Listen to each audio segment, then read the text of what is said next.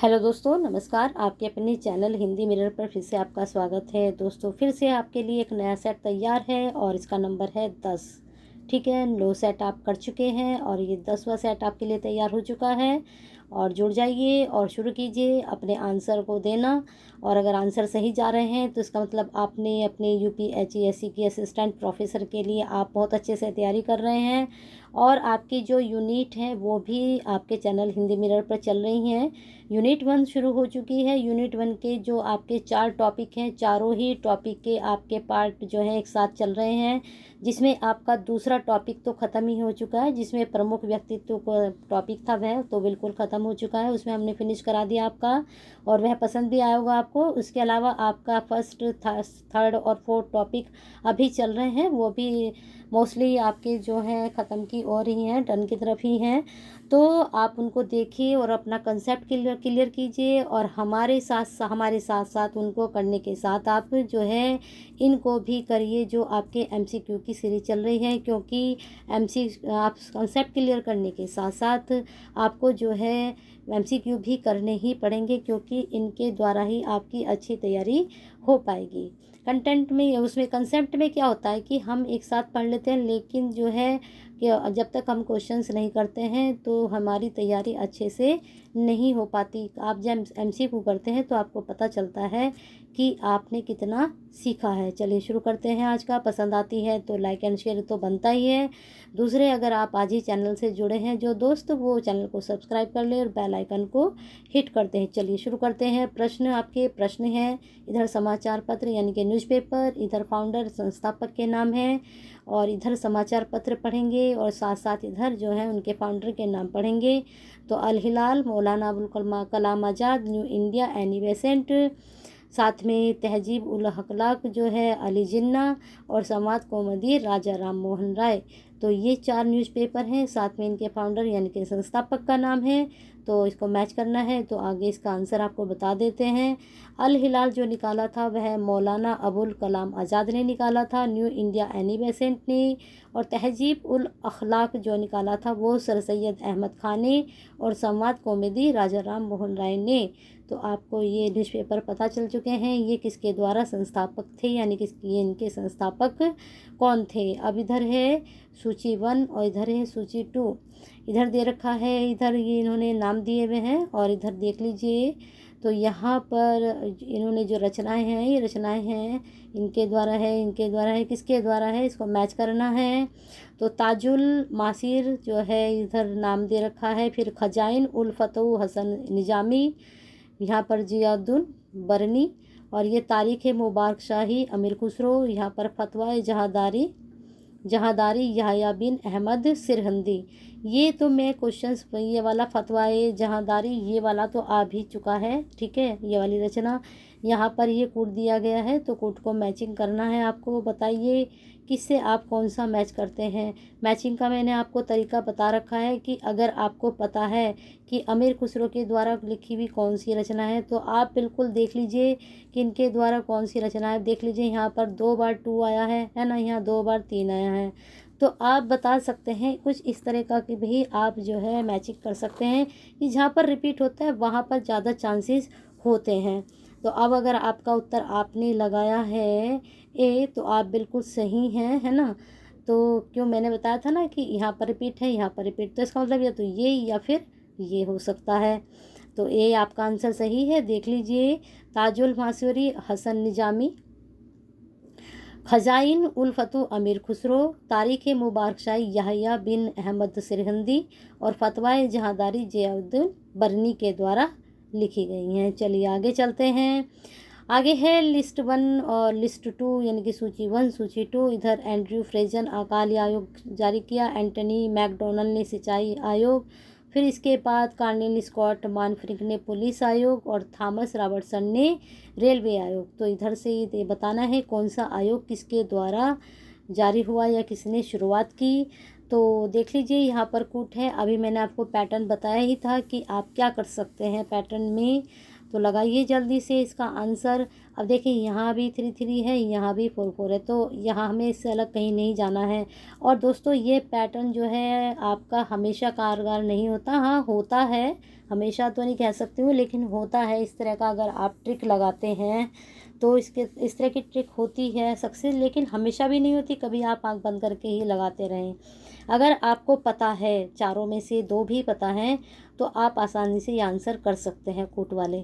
चलिए हम आंसर लगाते हैं आपका। अगर आपने लगाया है ए तो आप बिल्कुल सही जा रहे हैं। 3 1 2 4, ठीक है। इसको हमने आंसर बता दिया, इसको मैचिंग कर लेना और इसको आप अपनी नोटबुक पे नोट डाउन भी आप कर सकते हो। चलिए आगे चलते हैं। यहाँ इसका आंसर है डिटेल में, इसको आप देख सकते हैं। एंड्रू फ्रेजर पुलिस आयोग, एंटनी मैकडोनल अकाल आयोग, कॉलिन स्टोक मॉनक्रिफ सिंचाई आयोग, थॉमस रॉबर्टसन रेलवे आयोग। अब है यहाँ कथन, कथन दिए गए हैं ए और आर। तो ये कह रहे हैं कि नीचे 2 कथन दिए गए हैं, एक कथन ए तथा दूसरे को कारण के रूप में दिया गया है। तो हम पढ़ते हैं कथन क्या है। आर्य समाज आंदोलन ने हिंदुओं में आत्मविश्वास और आत्मनिर्भरता प्रदान किया।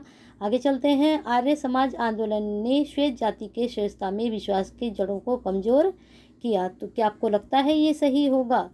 हैं, अगर नहीं लगता है तो लगाइए जल्दी से आंसर, क्या हो सकता है। तो आपके कूट पहले पढ़ देते हैं। इसमें कूट है आपके ए और आर दोनों सही हैं। आर ए की सही व्याख्या करता है। ए और आर दोनों सही है, परंतु आर ए की सही व्याख्या नहीं करता है। फिर तीसरा आपका बता रहा है कि सत्य है ए परंतु आर गलत है, और ए सत्य है परंतु आर गलत है। दोनों में सेम ही बता रहा है ये। तो अगर आपने उत्तर लगाया है, क्या लगाया है, अगर मैच कर लीजिए, लगा लिया है आप लोगों ने, तो उत्तर लगा लीजिए इसका बी आप, ठीक है। चलिए देख लीजिए इसमें क्या है बी में। ये कह रहा है बी में कि ए और आर दोनों सही हैं, परंतु आर ए की सही व्याख्या नहीं करता है। चलिए अगले प्रश्न पर चलते हैं। यहाँ पर डिटेल देख लीजिए। आर्य समाज की स्थापना 1875 ईस्वी में स्वामी दयानंद सरस्वती ने बम्बई में की थी। ये तो मोस्टली सभी को ही पता होगा। आर्य समाज में हिंदुओं में आत्मविश्वास एवं आत्मनिर्भरता प्रदान करना किया। आर्य समाज आंदोलन में ने श्वेत जाति की श्रेष्ठता में विश्वास की जड़ों को कमजोर किया। ए आर दोनों सही हैं, परंतु आर ए की सही व्याख्या नहीं करता है ना। श्वेत, श्वेत से आप समझ रहे हैं ना, श्वेत जाति। लाला लाजपत राय के संदर्भ में निम्नलिखित में से कौन सा से कम नहीं है। प्रारंभ में वे असहयोग नीति के पक्ष में नहीं थे, परंतु बाद में वे गांधी के पक्ष में हो गए। ठीक है, ये पॉइंट है आपका। दूसरा पॉइंट है स्वराज पार्टी के गठन में लाला लाजपत राय भी शामिल हुए। अब ये दोनों ही बताने हैं कि निम्नलिखित में से कौन सा सही है, कौन सा नहीं है। तो बताइए, या कौन सा कम सही है। तो यहाँ कूट है केवल 1, केवल 2, 1 और 2 दोनों, न तो 1 न ही 2। तो बताइए दोस्तों कौन सा आपका सही जा रहा है। तो इसमें आपका उत्तर अगर आपने लगाया है सी तो सही है, 1 और 2 दोनों। चलिए इसकी डिटेल देखते हैं। लाला लाजपत राय राष्ट्रीय आंदोलन के त्रिमूर्ति बाल लाल पाल के सबसे महत्वपूर्ण अगुवा थे। प्रारंभ में वे महात्मा गांधी के असहयोग आंदोलन के विरोधी थे, किंतु बाद में पक्ष में हो गए। आगे चलकर 1923 में गठित स्वराज पार्टी में लाला लाजपत राय शामिल हुए। चलिए प्रश्न पे चलते हैं। विलय का सिद्धांत के तहत निम्नलिखित राज्यों के विलय पर विचार कीजिए और उन्हें कालक्रम अनुसार लगाना है, यानी कि व्यवस्थित करना है। विलय का जो सिद्धांत शुरू किया गया था उसमें हमें सबसे पहले किसका विलय हुआ इसके बारे में बताना है। सतारा, झांसी, भकाट या फिर उदयपुर। अब हम इसके कूट पर आते हैं। कूट है 1 4 3 2, 2 3 1 2 4, 1 3 4 2 या 2 4 1 3। तो लगाइए आप कौन सा आंसर लगा रहे हैं, जल्दी से लगाइए। इसका उत्तर आप क्या लगा रहे हैं, जल्दी फटाफट शुरू कीजिए अपना आंसर। अगर आपने आंसर दिया है सी 1 3 4 2 तो आप बिल्कुल सही हैं। चलिए हम इसका डिटेल देखते हैं। लॉर्ड डलहौजी द्वारा अपनाई गई विलय के सिद्धांत के तहत सर्वप्रथम सतारा को 1848 ईस्वी में, जैतपुर संभलपुर को 1849 यानी कि 1849 ईस्वी में, बगहाट को 1850 ईस्वी में, उदयपुर को 1852 ईस्वी में, झांसी को 1853 ईस्वी में और नागपुर को 1854 में विलय किया गया था। ठीक है, इतने राज्यों को उन्होंने विलय किया था। अगला प्रश्न है, भारतीय रिजर्व बैंक 5 दिसंबर 2019 को घोषित नीति रेपो दर तथा रिवर्स रेपो दर क्रमशः लगाने हैं कि इस ये 2019 का आपका डेटा है, या कहना चाहिए आपका ये जो है रेपो है, तो इसके बारे में आपको बताना है कौन सा है। तो आप लगाइए जल्दी से आंसर। आपका आंसर हो जाएगा इसमें सी 5.15% एंड 4.9% और 5.15% एंड 4.9%। यहाँ पर इसकी डिटेल देख लीजिए। रेपो दर सामान्यतः सरकारी प्रतिभूतियों से लघु अवधि उधार को कहते हैं। अब आपको ये भी पता चल गया कि रेपो दर किसे कहते हैं। इसमें विक्रेता निवेशकों को प्रतिभूति का विक्रय करता है और कुछ दिन बाद पुनः उसे क्रय कर लेता है। भारतीय रिजर्व बैंक द्वारा 5 दिसंबर 2019 को रेपो दर 5.15% और रिवर्स रेपो दर 4.9% घोषित की गई। तो ये बहुत अच्छा आपका जो अर्थव्यवस्था टॉपिक है उससे संबंधित बहुत अच्छा प्रश्न है आपके एग्जाम पॉइंट ऑफ व्यू से। चलिए आगे चलते हैं। उपभोक्ता मूल्य सूचकांक के संबंध में निम्नलिखित कथनों पर विचार कीजिए तथा नीचे दिए गए कोड से सही उत्तर का चयन कीजिए। यह वस्तु एवं सेवाओं के मूल्य परिवर्तन की गणना करता है।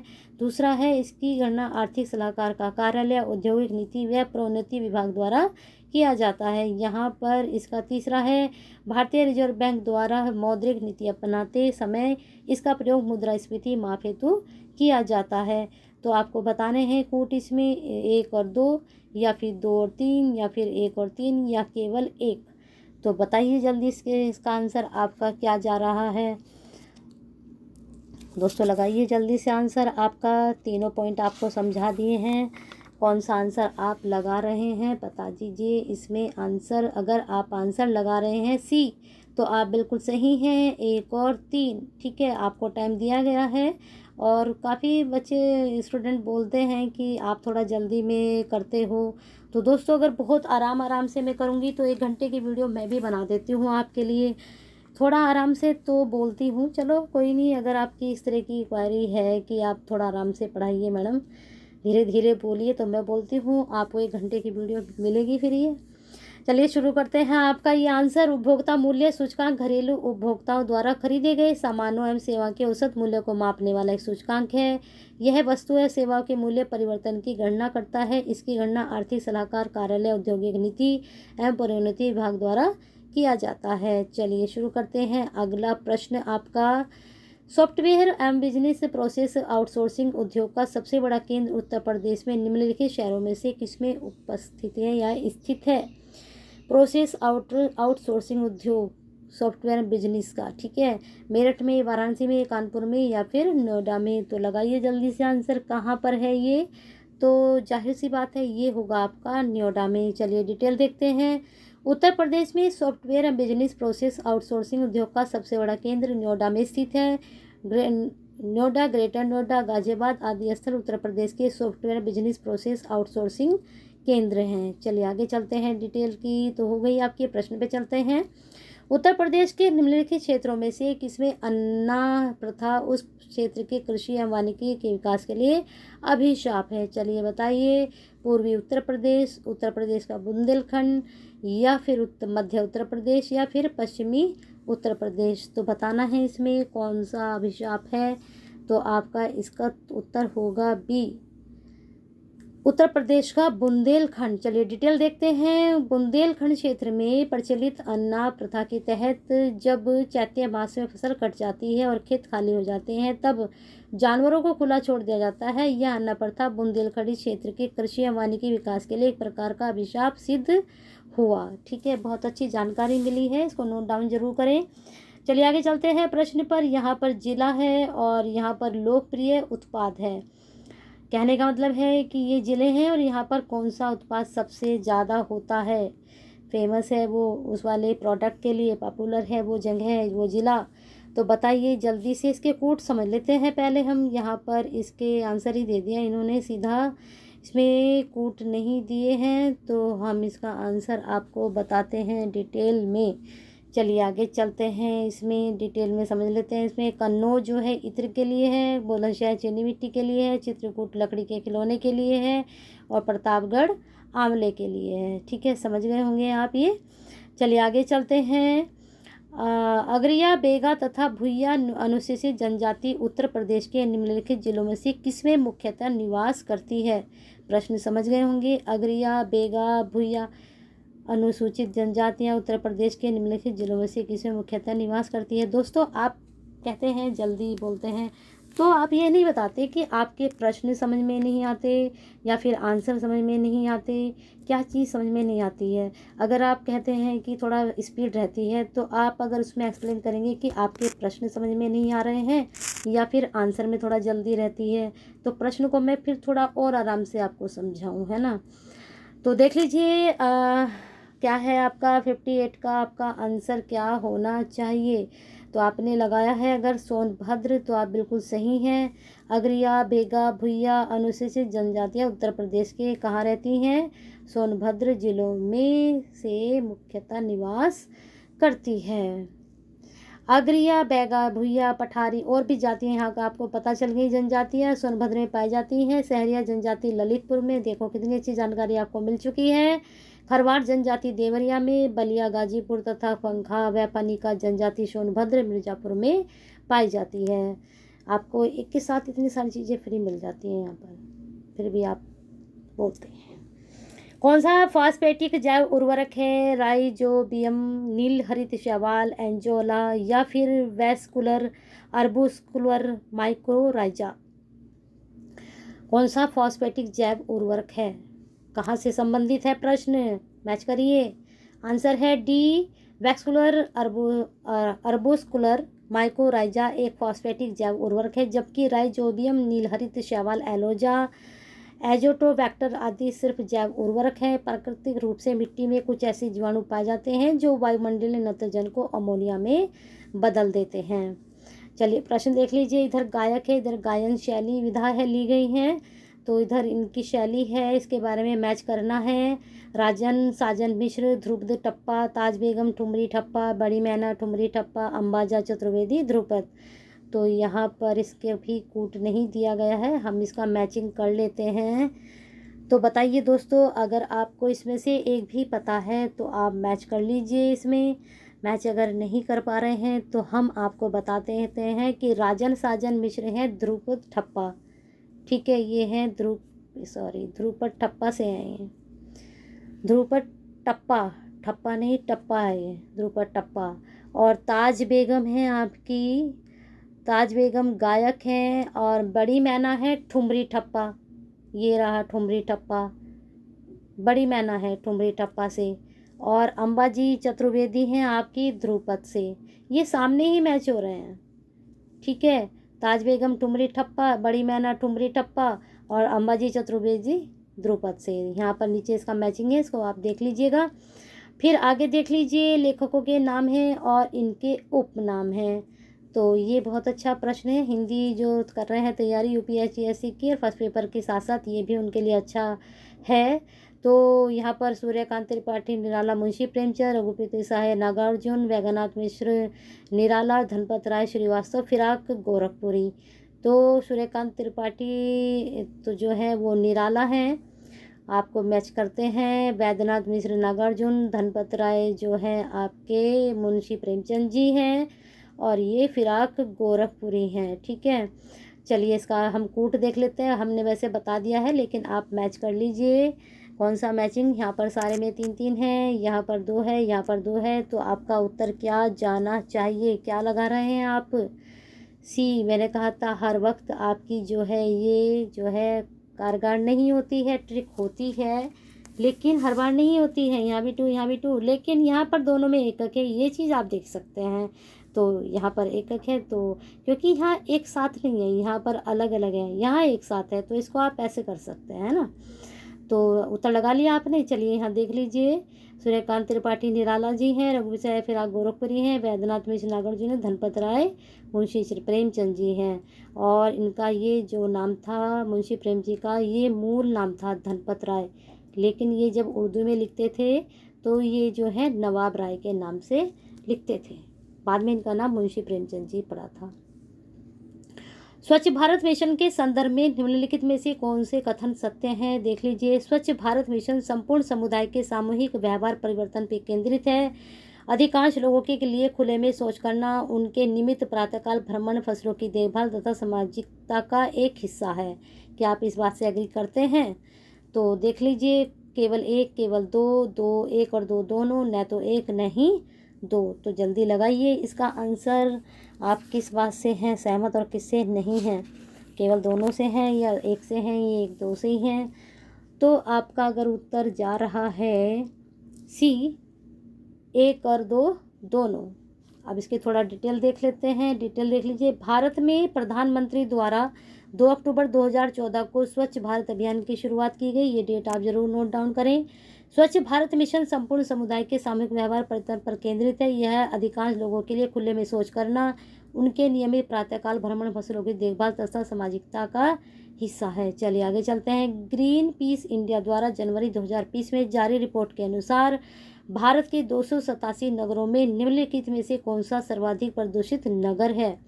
2020 के अनुसार बताना है कि 287 के नगरों में से कौन सा सर्वाधिक जो है प्रदूषित बताया गया है या फिर है।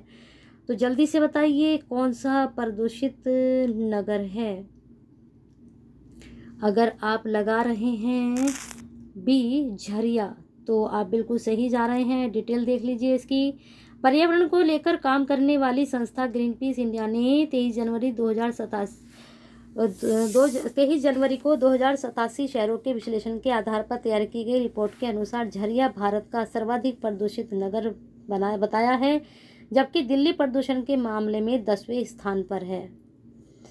ठीक है, चलिए आगे चलते हैं। बिम से टैंक देशों के लिए जलवायु स्मार्ट खेती प्रणाली विषय 11 से 13 दिसंबर 2019 को संपन्न हुई 3 दिवसीय अंतर्राष्ट्रीय संगोष्ठी के संबंध में निम्नलिखित कथनों में से कौन सा सही है? सही कथन छांटना है इसमें से। वह काठमांडू, नेपाल में आयोजित हुई थी। इसका मुख्य उद्देश्य पारिस्थितिक दृष्टिकोण से जलवायु परिवर्तन के साथ अधिक लचीलापन के लिए उष्ण कटिबंधीय छोटे जोत घारक कृषि प्रणाली में सुधार हेतु अनुभव को साझा करना था।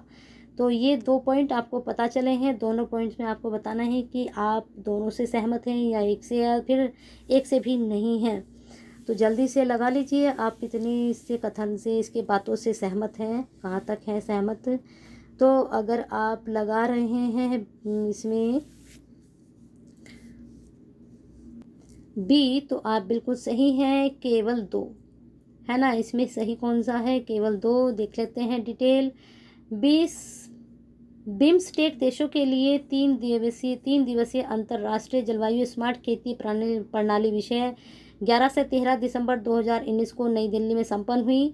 इस संगोष्ठी का मुख्य उद्देश्य पारिस्थितिक दृष्टिकोण के माध्यम से जलवायु परिवर्तन के साथ अधिक उत्पादकता और लचीलापन के लिए उष्णकटिबंधीय छोटे धारक कृषि प्रणालियों में सुधार को सक्षम करने हेतु अनुभव साझाकरण को बढ़ावा देना है। तो बहुत अच्छी जानकारी है, नोट डाउन कर सकते हैं। जीएस के लिए भी आपके लिए अच्छी जानकारी रहेगी। नगरें और नदियाँ। इधर नगर हैं, इधर नदियों के नाम हैं, बतानी है कौन सा नगर कौन सी नदी पर है या बहता है, क्या भी जो भी है। चलिए, Paris, Paraguay, Kinshasa, Chao Phraya, Bangkok, Zaire, Congo, Asuncion सी। बताइए कौन से नगर में कौन सी नदी?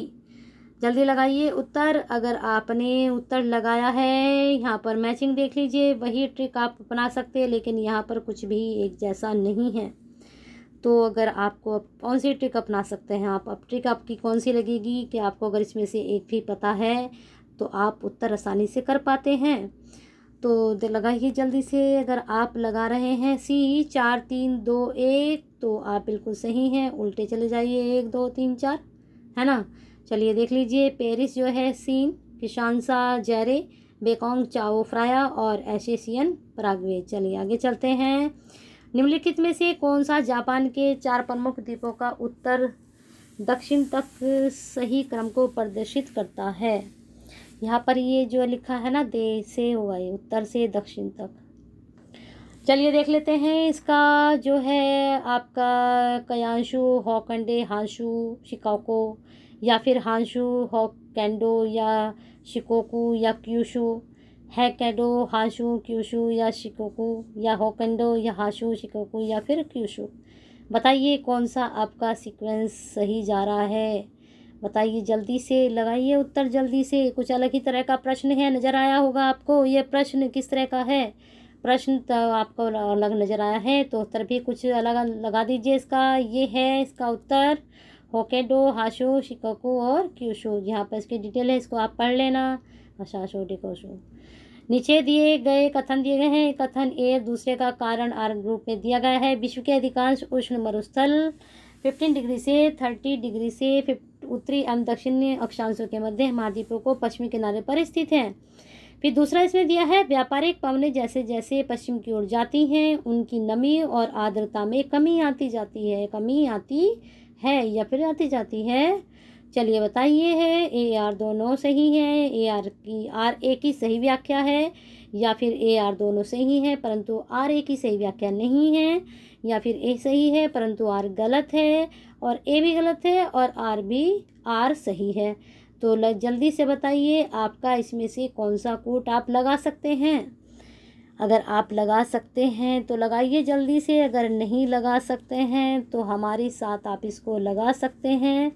तो हमारे साथ आप इसको लगा लीजिए ए आर दोनों सही हैं और आर ए की सही व्याख्या है या सही व्याख्या कर रहा है या करता है। विश्व के अधिकांश उष्ण मरुस्थल, दोबारा रिपीट हो, हाँ ये इसकी डिटेल है, इसको आप पढ़ लो, ठीक है।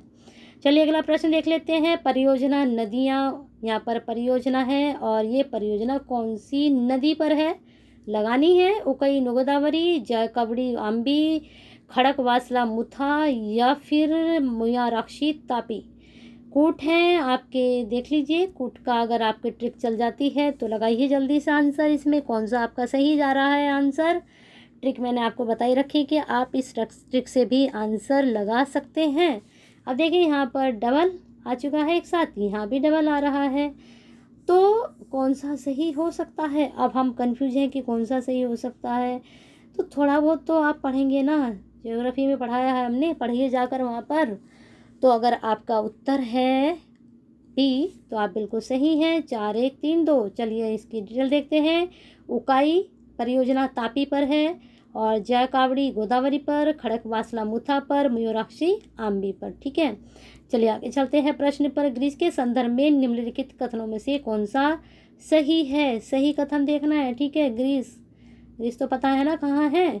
ग्रीस में कैटरीना सोकेला रोपोलू को देश के इतिहास में पहली महिला राष्ट्रपति चुना गया है।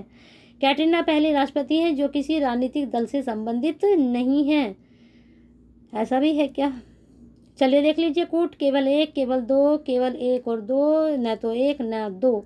तो बताइए जल्दी से इसका आंसर आप क्या लगा रहे हैं। हमें क्या लगाना है, सही या गलत, हमें सही छांटना है। तो 1 और 2 दोनों ही सही हैं। चलिए इसके डिटेल देखते हैं। ग्रीस ने कैटरीना साकेला रोपोलू को देश के इतिहास में पहली महिला राष्ट्रपति चुना है। कैटरीना पहली राष्ट्रपति है जो किसी भी राजनीतिक दल से संबंधित नहीं है या राजनीतिक दल से संबंध नहीं रखती हैं। चलिए आगे चलते हैं। निम्नलिखित में से कौन सा राज्य भारत की धारणीय विकास लक्ष्य सूचकांक 2019-20 के शीर्ष 5 राज्यों की सूची में नहीं है देखना है बच्चों। गुजरात, हिमाचल प्रदेश, आंध्र प्रदेश या फिर तमिलनाडु। जल्दी से बताना है कौन सा राज्य भारत की धारणीय विकास, कौन से हैं धारणीय विकास, सस्टेनेबल डेवलपमेंट है आपके जो आपके गोल्स हैं, सस्टेनेबल जो डेवलपमेंट गोल्स हैं उसके बारे में, ये हिंदी में इसको बोलते हैं धारणीय विकास लक्ष्य। इसमें शीर्ष 5 राज्यों में से एक इसमें से नहीं है, बाकी आपके 3 हैं। बताइए कौन सा नहीं है। ये आपका नेट के सिलेबस के अकॉर्डिंग भी प्रश्न बन रहा है। यहाँ पर जो बच्चे नेट की तैयारी कर रहे हैं वो यहाँ से नेट की भी अपना प्रश्न उठा सकते हैं, क्योंकि ये जो आपका यूपी HESC है ये नेट PhD दोनों ने ही डाला हुआ है। जिनकी PhD उन्होंने भी डाला है, जिनका नेट क्वालिफाई है उन्होंने भी, लेकिन जिनकी PhD और नेट नहीं है तो वो ये प्रश्न भी तैयार कर सकते हैं। तो जल्दी से उत्तर लगा लिया होगा आपने, तो आपका उत्तर जाना चाहिए इसमें ए, ठीक है। गुजरात शीर्ष राज्यों की सूची में नहीं है, इसकी डिटेल नहीं है, बता देते हैं आपको डिटेल। नीति आयोग द्वारा जारी धारणीय विकास लक्ष्य सूचकांक 2020-19 के अनुसार शीर्ष 5 राज्य आपको 3 तो आपको पता चल गए हैं, हिमाचल प्रदेश, आंध्र प्रदेश और तमिलनाडु। 5 राज्य मैं आपको बता देती हूँ। केरल है, नोट कर लीजिए आप। और केरल के साथ हिमाचल आपका हो चुका है, आंध्र प्रदेश हो चुका है आपका, और तमिलनाडु हो चुका है। इसके साथ आप एक और लिख लीजिए, तेलंगाना।